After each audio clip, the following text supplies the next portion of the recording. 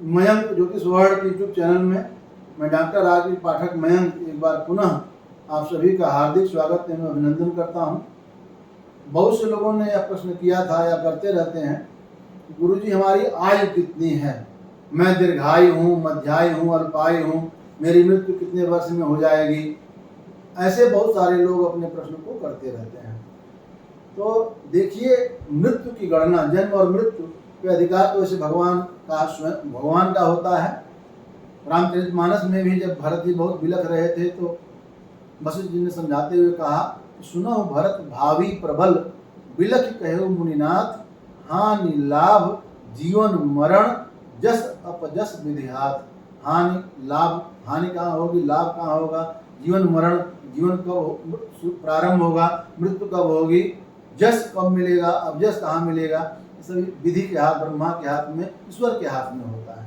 लेकिन जो हमारे ज्योतिष में जो हमारे ऋषि महर्षियों ने बहुत सारी गणनाएं की, बहुत से सूत्र बताए, जिसके आधार पर हम ये जान सकते हैं कि कोई व्यक्ति एक्यूरेट अगर हम उसकी आयु की गणना करना चाहें तो भी करने के बहुत सारे विधान हैं। रश्मियों द्वारा आयु का निर्धारण होता है, लग्न में केंद्र जब ग्रहों के आधार पर जो आयु का निर्धारण होता है, नक्षत्रों के आधार पर आयु का निर्धारण होता है, बहुत से ग्रहों के पोजीशन के आधार पर आयु का निर्धारण होता है, और सर्पाष्टक वर्ग के द्वारा भी आयु का निर्धारण बड़ा सटीक सा होता है।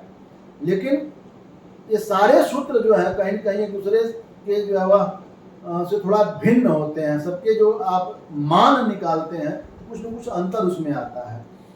तो अगर आपको एक सटीक, अगर बहुत सारे उसमें होता क्या कि 2-3 जगह देखेंगे तो कैसा आ रहा है, सबका समरी लेकर के लोग निकाल के बता देते हैं। लेकिन हम आपको एक आज जो हम सूत्र बता रहे हैं, यह हम आपको जैमिनी ज्योतिष का सूत्र बता रहे हैं, जिसके आधार पर आप समान रूप से कितना वर्ष, कितने महीने, कितना दिन व्यक्ति जीवित रहेगा, इसको निकालने के बजाय आप समान रूप से व्यक्ति दीर्घायु है, मध्यम आयु का है या अल्पायु है, इसको आप बता सकते हैं। समान रूप से जो दीर्घायु होता है व्यक्ति, उसे व्यक्ति की परम आयु जो है वह शतायु का आशीर्वाद लोग देते हैं। विंशोत्तरी महादशा में व्यक्ति की आयु की गणना 120 वर्ष की होती है। 120 वर्ष की आयु की गणना जो है विंशोत्तरी महादशा में बताई गई है। यह मनुष्य की परम आयु है। तो 72 वर्ष से ऊपर का जो होता है, 72 वर्ष से या ऊपर का जो होता है वायु होती है, इसको हम मानते हैं कि व्यक्ति दीर्घायु है। तो दीर्घायु वाली जो है वह कालम में आता है। और 60 से 72 के बीच में यदि किसी व्यक्ति की आयु है, हम ये मानते हैं मध्यायु है, उसका आयु जो है वह मध्यायु के आसपास होती है। और यदि किसी व्यक्ति की आयु जो है वह 60 से कम है, अल्पायु के श्रेणी में गणना करते हैं। लेकिन बहुत से लोगों का मत है कि 60 न होकर के 42 वर्ष तक ही अल्पायु होता है। 42 वर्ष के कोई व्यक्ति जीवित रहता है, 42 वर्ष से कम में किसी मृत्यु हो जाती है, उसको अल्पायु मानना चाहिए। 42 से लेकर के 60 तक मध्यायु मानना चाहिए, और 60 से लेकर के ऊपर कुछ भी जाए तो दीर्घायु मानना चाहिए। बहुत से लोगों का मत यही है कि 42 वर्ष तक अल्पायु, 42 से 60 तक मध्यायु, और 60 से ऊपर पूरा दीर्घायु होता है। तो 60 से ऊपर 72 तक तो दीर्घायु ऐसे भी है, और दीर्घायु के बाद जो परम आयु की श्रेणी में गणना जो है आगे चल करके होने लगती है। कुछ भी करें तो हमें ये जानना है कि कोई व्यक्ति मध्यायु है, अल्पायु है या दीर्घायु है, इसको कैसे निकालें। तो देखिए, ग्रह जो हमारे कुंडली में, जो जन्म कुंडली जो ग्रह बैठते हैं वह 3 प्रकार के राशियों में बैठते हैं। चर राशि, स्थिर राशि और तीसरा होगा द्विस्वभाव राशि। द्विस्वभाव राशि, राशियां 3 प्रकार की होती हैं। चर राशि 1, 4, 7 और 10, मतलब मेष, कर्क, तुला और मकर, ये 4 राशियां जो है वह चर राशि हैं। स्थिर राशि 2, 5, 8 और 11, माने वृष, सिंह, वृश्चिक और कुंभ, ये राशियां स्थिर राशि हैं। और द्विस्वभाव राशि कौन सी है? 3, 6, 9 और 12, मिथुन, कन्या, धनु और मीन, ये राशियां द्विस्वभाव राशि हैं। वैसे आप जो है वह चाहे गणना लिखना चाहे ऐसे समझना याद ना रहे तो क्या कर सकते हैं, चर स्थिर द्विस्वभाव लिख लीजिए और आगे क्या करिए, 1, 2, 3, 4, 5, 6, 7, 8, 9, 10, 11, 12, इस प्रकार से भी आप लिख सकते हैं यदि आपको याद नहीं रहता है तो चर स्थिर द्विस्वभाव ये राशियों के जो वर्गीकरण है, माने राशियां जैसे कुंडली में जो ग्रह होंगे या तो जो है वह चर राशि में बैठे होंगे या स्थिर राशि में होंगे या द्विस्वभाव राशि में होंगे। कौन से प्रकार की राशि में रहते हैं, क्या प्रभाव देते हैं, ये सब भी फलादेश में बताया जाता है। हमारा आज का वह विषय नहीं है। हमने आपको चर स्थिर द्विस्वभाव इसलिए बताए हैं कि जैमिनी सूत्र जो हम आपको बताने जा रहे हैं उसमें इसका उपयोग होगा। उसमें उपयोग क्या होगा कि हमें यह देखना होगा, एक कुंडली के आधार पर हम आपको समझाने का प्रयास करते हैं। मान लीजिए कि ये 2, 3, 4, 5, 6, 7, 8, 9, 10, 11, 12, 1, मान लीजिए कि ये कुंडली है।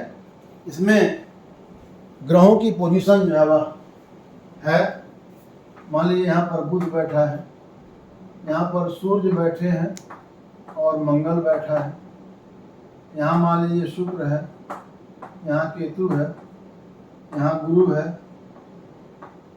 यहाँ चंद्रमा है, यहाँ राहु है, यहाँ पर शनि है। 1, 2, 3, 4, 5, 6, 7, 8, 9। अब इसमें क्या होता है कि आपको देखना है, क्या देखना है, लग्नेश, दो महत्वपूर्ण स्थान हैं, लग्नेश और अष्टमेश। लग्न स्थान जो होता है ये होती है आपकी शरीर, लग्न क्या है, आपकी शरीर है। और अष्टम भाव क्या है, अष्टम भाव जो होता है वो आपके मृत्यु का घर है।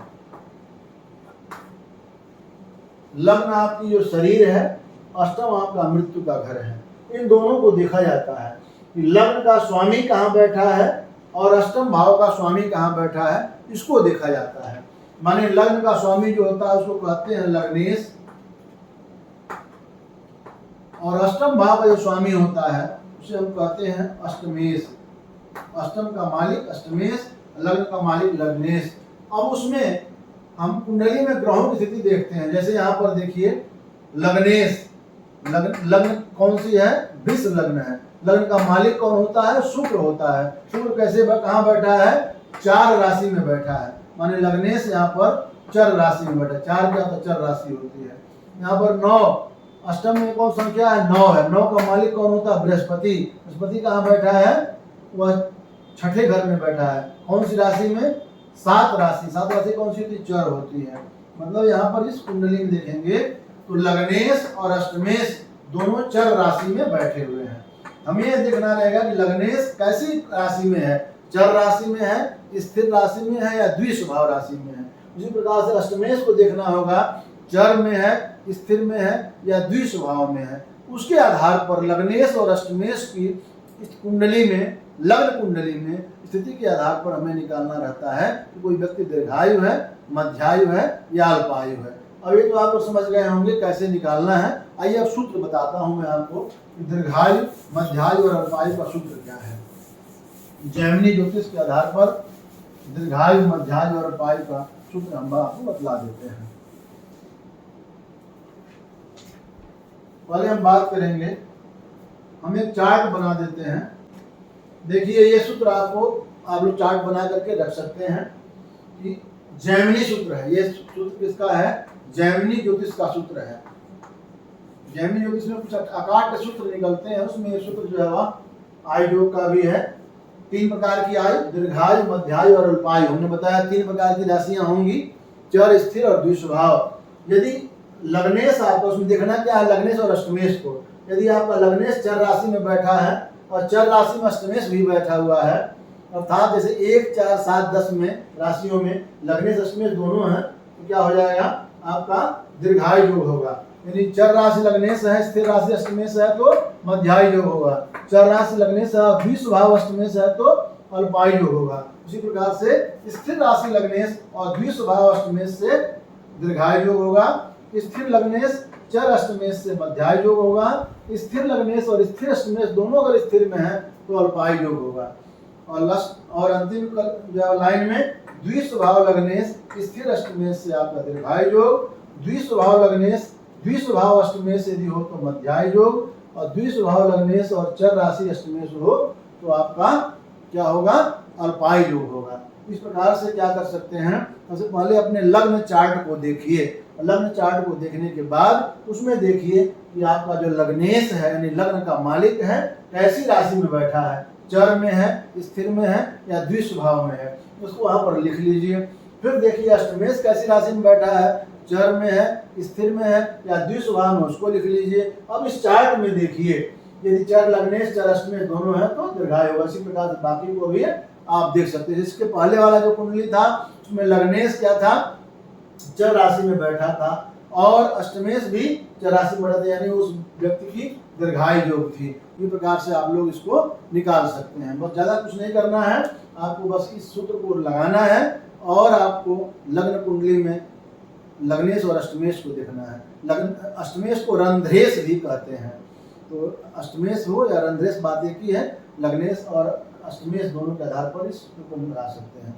आशा इन्हें पूर्ण विश्वास है आपको जो है आयु योग निकालने का हमने जो फार्मूला बताया है जमी ज्योतिष के अनुसार, यह समान रूप से आप दीर्घायु है, मध्यायु या अल्पायु है, यह निकालने में बहुत मददगार सिद्ध होगा। हालांकि केवल इसी से काम नहीं चलता है, इसके आधार पर इसके अतिरिक्त आप देखते हैं कुंडली में ग्रहों की पोजीशन क्या बन रही है। जैसे मान लीजिए अष्टमेश अष्टम में बैठा है, दीर्घायु कर देता है, अष्टम में शनि बैठा है, आयु योग की वृद्धि कर देता है। बहुत से ऐसे लोग भी होते हैं जिनकी कुंडली में से अच्छे दीर्घायु योग बने हुए हैं, मार्केश ग्रह की दशा चली और ग्रह की शांति नहीं कराई गई, अल्पायु योग में ही मृत्यु हो गई, ऐसी भी चीजें हो सकती हैं।